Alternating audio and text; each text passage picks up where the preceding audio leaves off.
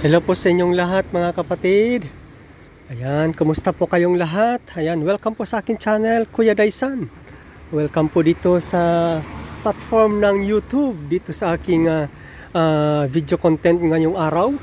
Ngayon po ay araw ng Huwebes, petsa 7 ng Mayo. Ayan, petsa 7, buwan ng Mayo. Ayan, taong 2026. At nais ko lang pong i-share sa inyo kasi pagdaan ko dito, ako po ay actually ay papasok na sa trabaho. Subalit pagdaan ko dito sa itong lugar na ito ay tapunan ng mga basura. Pero ito na po sa highway. Ayan, highway po ito. Ayan, ito po ang mga Tapos kaya lang nakita ko po kasi itong lamesa ng sayang, ang ganda sana. Okay pa sana, bago pa sana, Ayan, oblong. Tapos yan po ay kumbaga ginagawa lang circle. Ayan, kasi yan may po yan. Yan na guhit na yan. Yan, circle lang po yan. Tapos pinapahaba na lang, pinapaoblong na lang. Tapos yan ito tiningnan ko, maano sana. May konti lang mga pingas-pingas, kumbaga mga pingas-pingas lang dahil sa pagtapon. Tapos yun yung mga kasama yung pinapatungan. Pero sayang sana, maganda pa sana kung ako lang sana ay may sasakyan. Ayan, kasi hindi pa naman niya nakukuha kaagad ng yung nagpipick up ng mga basura tulad yan. Kasi pag pumunta dito, yan ay ang pipick upin niyan yung ito lang, yung mga ganito. Pero yung ganun hindi pa yan, pupuntahan niya ng special na yung magpipick up. Sayang, pilipasan ng kaya lang wala naman akong sasakyan. Kaya isa pa, malayo man yung aking apartment sa Cisterna de Latina. Nandito po kasi ako ngayon sa Roma, dito sa tinatawag na Via Alinda. Ayan, Brunamonte. Nandito na ako ngayon kasi malapit na ako dito. Ayan, doon liliko na lang ako ng kabila doon, ng kaliwa doon, kaunti lang nalakad. Nandun ang trabaho ko. Ang trabaho ko naman doon ay alas 8 ng umaga. Ang oras naman po kasi ngayon ay alas 7:48. Kaya nag-antay pa ako ng 12 minutes pa. Kaya nakita ko lang yun. Nakita ko lang yun na lamisa na yun. Maganda sana. Ang kintab, malinis pa sana. Sayang. And anyway, sa pagkakataong ito, i-share ko na lang po sa inyo itong basurahan ito. Dito na lang ako magkwento sa inyo tungkol sa basurahan.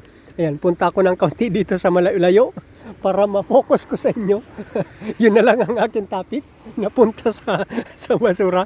Yun pong kulay green, yun po ang lalagyan ng mga bote, yung mga bubog ba, yung mga bubog.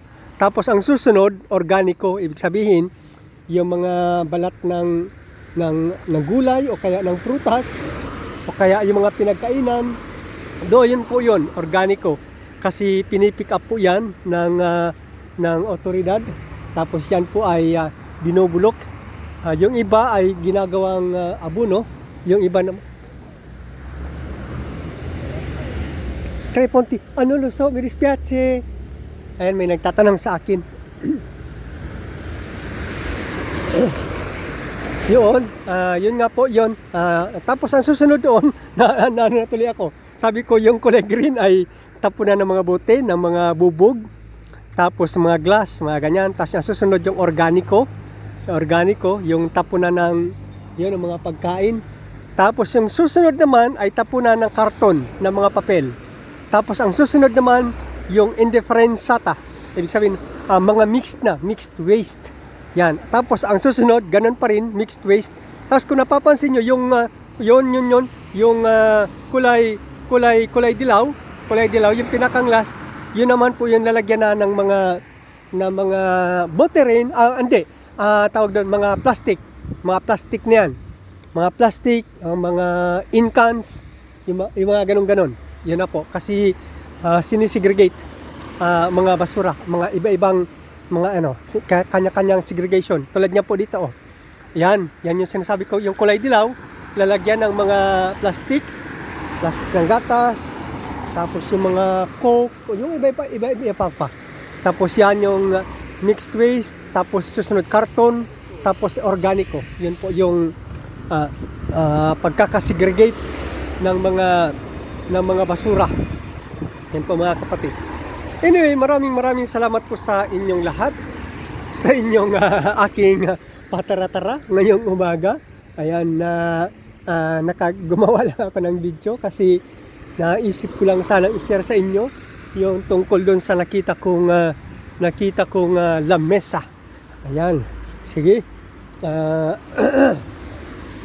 Tapos share ko na rin sa inyo itong jardino na ito o kaya garden na ito na may bakod. Ito po ay yan po ay pastulan. Diyan po pinapastol ang mga aso. Ayan, yung mga may alaga ditong aso kasi diyan po ay na tumatay yung aso. Pwede naman nilang ipastol dito sa kalsada. Yan, pwede naman. Tapos yung iba naman ay diyan pinapastol. Tapos yun naman ay pakapastol, papataihin lang kasi pag tumain na, may baon-baon silang plastic tapos kinukuha kasi. Halimbawa, dito sa daan ay tumai yung aso. Yun ay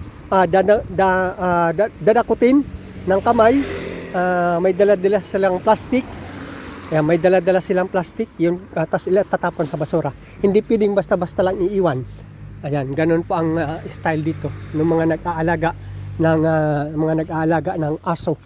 Ayan. Pero kung umihi, siyempre hindi. Hayaan nandiyo kasi talaga. Wala nang magagawa. Ayan. Pero yung ano lang, kumbaga sa tae lang. Kailangan nilang dakutin. Ito sana maganda sana yung lamesa. Ang ganda sana nitong lamesa. Yan. Ayan. 7:53 na. Pwede na ako maglakad-lakad papunta dun sa aking trabaho. Sakto na yan.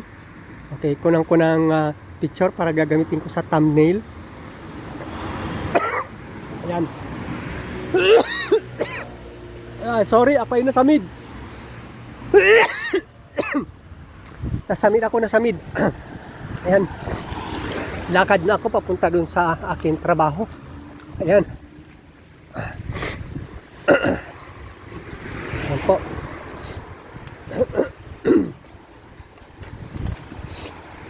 Tapos meron din ditong bukod pa dyan sa basuranan, pero hindi lahat ng kumbaga malalayo. Meron din kasing lalagyan ng tinatawag na contenitore.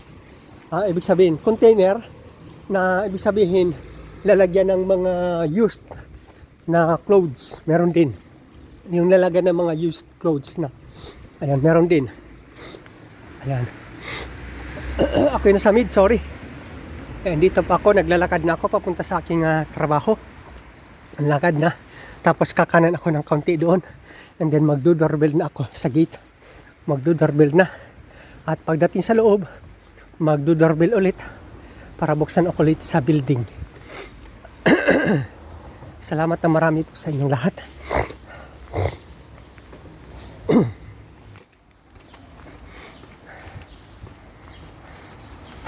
Ayan. Doon pa ako galing kanina. Doon ako galing kanina.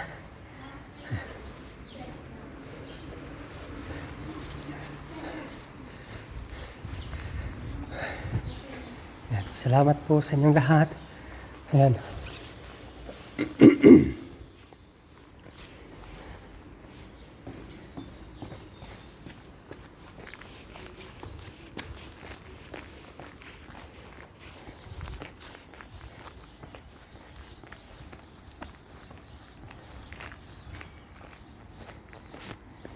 Bye-bye na po sa inyong lahat. Ayan. Salamat sa inyong lahat. Magkita po tayo muli sa susunod kong video. At kung ano po ang inyong masasabi, please write your comment below on this video in the comment section. At kung meron po kayong katanungan, please write it on and I will answer it sa abot ng aking makakaya. Maraming salamat po sa inyong lahat. Ito po ulit ang inyong Kuya Daisan. Hanggang sa muli na ating pagkikita. Bye-bye and God bless you all.